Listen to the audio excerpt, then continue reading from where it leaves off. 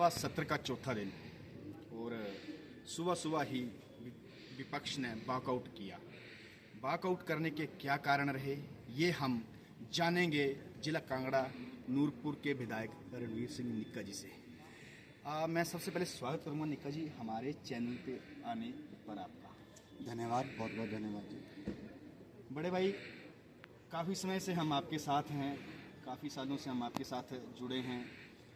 आप जब संगठन में थे, संगठन से आप विधायक बने। विधायक बनने के बाद सबसे पहले आपको ये बताएं कि इस सरकार में क्या क्या चुनौतियां आई हैं। कांग्रेस की सरकार को बने हुए प्रदेश में लगभग 3.25 साल का वक्त गुजर गया। आज प्रदेश के युवा अपने रोज़गार के लिए सरकारों का घेराव कर रहे हैं। आउटसोर्स पे जो लगाए हुए हमारे साथी थे उनको बाहर का रास्ता दिखा दिया गया। आउटसोर्स में जो हमारे युवा साथी थे इंतज़ार में है कि कब हमारी रोजी रोटी चलेगी। जो हमने अपना सेवा करने में 6 से 7 साल लगाए हैं, अब उनको बाहर का रास्ता दिखा दिया है। उसके अलावा युवा रोज़गार के इंतज़ार में है। हर साल 1 लाख रोज़गार, 5 सालों में 5 लाख नौकरियां देने की जो बात कही गई थी, तो आज युवा इंतज़ार में है, उनको रोज़गार नहीं मिल पा रहा है। आज विधानसभा का चौथा दिन है हमारा, तो वॉकआउट इसलिए हुआ है जो डीए की किस्त हमारे जो पूर्व कर्मचारी थे उनको मिलनी थी। माननीय मुख्यमंत्री जी ने वायदा किया था मई महीने में सभी को जो है डीए की किस्त दे दी जाएगी, मगर आज दिन तक उनको डीए की किस्त नहीं मिली है। इसीलिए आज भी सदन के अंदर जब प्रश्न लगा तो माननीय मुख्यमंत्री जी ने ये कहा कि जब सरकार के पास कहीं से बजट आ जाएगा, अगर सरकार के पास बजट होगा तो उनको डीए की किस्त दे दी जाएगी। बजट में हमने प्रावधान किया है 2026 तक हमारा जो बजट में प्रावधान है, हम कभी भी पूर्व कर्मचारियों को डीए की किस्त दे सकते हैं। मगर इन्होंने बजट में वायदा किया था कि मई के महीने में सभी जो प्रदेश के हमारे कर्मचारी हैं जिनके डीए की किस्त देनी है, कुछ लोग बीमार हैं, परेशान हैं, इलाज कराना है, वृद्ध हैं, तो वो लोग अपनी किस्त के इंतज़ार में हैं। इसलिए भारतीय जनता पार्टी के विधायक दल ने वॉकआउट किया है। मुख्यमंत्री बार बार बोल रहे हैं कि नेता प्रतिपक्ष हमारे साथ दिल्ली चलें, जो आपदा आई है हिमाचल में, लोगों को ज़मीन दिलवाएं, प्रधानमंत्री से मुलाकात करें हमारे साथ चल के, ताकि हम लोग जो लोग उजड़े हैं उनको भी घर दे सकें, ज़मीन दे सकें। इसके ऊपर क्या बोलना चाहिए? देखो, हिमाचल प्रदेश में कांग्रेस की सरकार चल रही है, उनके मुखिया है सुखविंदर सिंह सुक्खू जी। हमारे नेता प्रतिपक्ष माननीय जयराम ठाकुर जी, पूर्व मुख्यमंत्री, माननीय गृह मंत्री जी से, माननीय प्रधानमंत्री श्री नरेंद्र मोदी जी से अपने 7 सांसदों सहित दिल्ली में उनसे मुलाकात करी और सारे हिमाचल प्रदेश में जो स्थिति है, आपदा के कारण जहाँ जहाँ नुकसान हुआ है उसके बारे में अवगत करवाया है। माननीय पूर्व मुख्यमंत्री जयराम ठाकुर जी ने दिल्ली में बखूबी अपने हिमाचल प्रदेश की बात रखी है। ये तो एक बहाना है।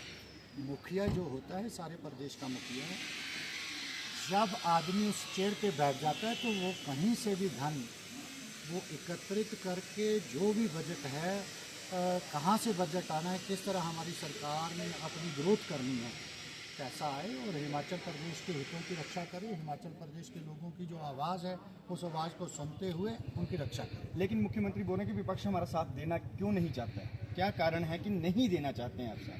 प्रदेश के लोगों ने सत्ता की कमान कांग्रेस के मुख्यमंत्री सुखविंदर सिंह सुक्खू जी को सौंपी है। अगर भारतीय जनता पार्टी के नेता जयराम जी को अगर वो कुर्सी सौंपी होती तो आज ये दुर्दशा प्रदेश की नहीं होती। लेकिन मुख्यमंत्री बार बार ये भी बोल रहे हैं कि हमने जो गारंटियां भी दी थी वो भी पूरी की हैं। विपक्ष इस चीज़ को पचा नहीं पा रहा है। आप क्यों नहीं पचा पा रहे हैं इस चीज़ को? ऐसा नहीं है, 3.25 साल का समय बीत गया। आप भी मीडिया से हो, आप गांव-गांव जाएं, लोग किस तरह इंतज़ार में हैं, महिलाएं 1500 रुपये के इंतज़ार में बैठी हैं कि कब 1500 रुपया आएगा। जो मुख्यमंत्री जी द्वारा किया हुआ वायदा, कांग्रेस के नेताओं द्वारा किए हुए वायदे को कब पूरा होगा। 1500 रुपये के नाम पे आप गांव-गांव जाकर पूछें कि महिलाओं को 1500 रुपये मिला। 15 लाख की बात किसानों को 100 रुपये लीटर दूध खरीदने की बात कही थी, 80 रुपये लीटर दूध खरीदने की बात कही गई थी, गोबर खरीदने की बात कही गई थी। ये सारे जो वायदे खोखले हैं, झूठे के झूठे हैं। धरातल पर आप अपने चैनल के माध्यम से लोगों को जाकर पूछ सकते हैं। विधायक जी एक बात है, लेकिन मैंने अभी 1-2 दिन पहले कोई बात हुई थी कि जी हमारे 1500 के ऊपर, तो किसी वरिष्ठ मंत्री ने कहा 1500 के ऊपर तो इतना विवाद होता है, लेकिन मोदी जी 10 साल पहले आए थे, वो 15 लाख कहाँ गए। ये सारी बातें झूठी हैं। रोग प्रतिरोध केंद्र की सरकार प्रधानमंत्री श्री नरेंद्र मोदी जी के नेतृत्व में तीसरी बार बन गई। तीसरा कार्यकाल प्रधानमंत्री श्री नरेंद्र मोदी जी का जो है केंद्र में चल रहा है। बखूबी जो वायदे उन्होंने देशवासियों के साथ किए, एक एक वायदा उन्होंने निभाया है। चाहे 1 रैंक 1 पेंशन से शुरू हो जाए, किसान सम्मान निधि से हो जाओ, पूरे प्रदेश में 92,000 के करीब लोगों के प्रधानमंत्री आवास योजना के तहत घर मिल गए। पहली बार ऐसा हुआ, एक पंचायत के अंदर 80 से 90 घर लोगों की पक्की छतें बन गई है। केंद्र सरकार से क्या उम्मीद करते हैं। लेकिन हिमाचल सरकार तो बोल रही है कि आपदा में हमने 7 लाख भी दिए, घर बनाने के लिए 7 लाख दे रहे हैं, जो कि आज तक किसी सरकार ने ऐसा नहीं की कि आपदा में इतना बड़ा बजट दिया हो। देखो ऐसा है, बादल फटा, लोगों का घर बह गया, पूरा डैमेज हो गया, उसकी ज़मीन भी वहाँ से खिसक गई। वो व्यक्ति वहाँ घर बनाने के लायक नहीं रहा। जो आपदा में घर क्षतिग्रस्त हुए हैं, उनको कहीं नए स्थान पर जाकर अपना नया जीवन यात्रा शुरू होगी। उनको ठीक है, उनका 7 लाख रुपए से भी ज़्यादा बजट उनको ज़रूरत है। पहले वो ज़मीन खरीदेगा, फिर जाके अपना आशियाना बनाएगा। तो आपदा में अलग से पैकेज जो है लोगों को मिला है, क्योंकि लोगों का भारी नुकसान हुआ है। उनके बर्तन तक उनके कमरे के अंदर नहीं बचे। तो ये थे हमारे साथ कांगड़ा जिला के नूरपुर के विधायक निक्का जी, जिन्होंने अपने विपक्ष से हमारे जो सवाल थे उनका जवाब दिया, और विपक्ष के ऊपर जो सरकार आरोप लगा रही थी, उस सरकार के ऊपर जो विपक्ष आरोप, उसके ऊपर हमारी एक खुली मंच पे बात हुई। इन शब्दों के साथ धन्यवाद। मैं रजनीश ठाकुर, शिमला 70 से। और फिक्र हमेशा मेरे साथ रहता है। भूषण ज्वेलर्स, अनमोल रिश्तों के लिए। आया ना, मुंह में पानी आया ना। आपने मोमोज तो बहुत खाए होंगे, लेकिन वाह मोमोज के मोमोज नहीं खाए तो क्या ही खाया। टेस्ट की बात करूं तो जब मैं वीडियो बना रही थी ना, तो मुंह में इतना पानी आ रहा था कि जल्दी से मोमोज मिले और मैं खाऊं। वाह मोमोज।